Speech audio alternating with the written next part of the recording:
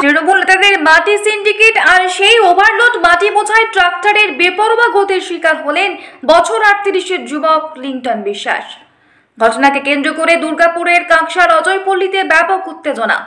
তৃণমূল নেতা রাজু মজুমদারকে ঘিরে রেখে বিক্ষোভ স্থানীয় গ্রামবাসীদের। অভিযোগ, এলাকার প্রভাবশালী তৃণমূল কংগ্রেস নেতা পূর্ণেন্দু চন্দ্র মাঝি ট্রাক্টরে করে অবৈধভাবে অজয় থেকে মাটি পাচার হচ্ছিল। আর সেই অবৈধ মাটি বোঝাই ট্রাক্টরটি বুধবার প্রাণ কেড়ে নেয় ওই যুবকের। প্রতিবাদে রাস্তায় নামে অজয়পল্লী, কাজলাডিহি সহ বেশ কয়েকটি গ্রামের মানুষ।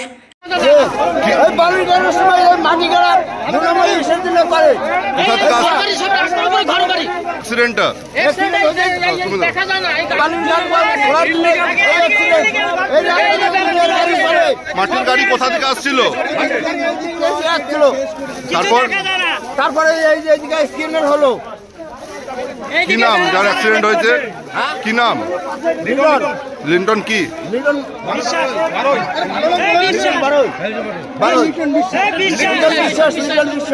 কি চাইছেন আপনারা? বন্ধ হবে ঘর বাড়ি রাস্তার উপরে ঘর করতে ওই দুগুলো না দেখা হয়েছে। কিসের গাড়িতে ধাক্কা হয়েছে? কিসের গাড়ি? কিরকম আছে?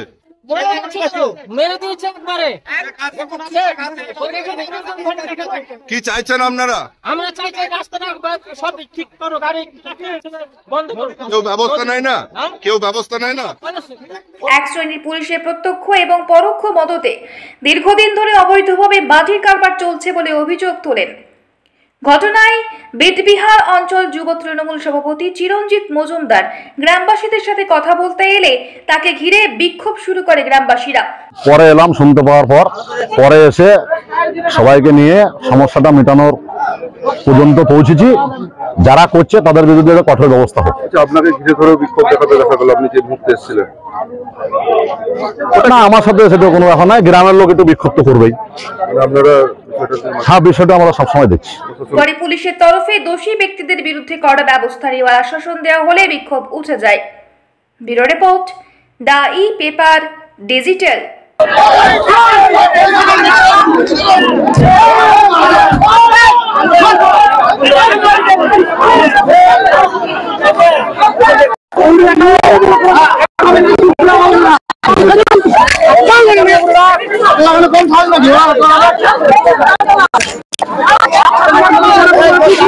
DSMS, a premier management college in Durgapur. Admission open for hotel management, hospital management, tourism management, BBA, BCA and nursing. Excellent training and placement assistance.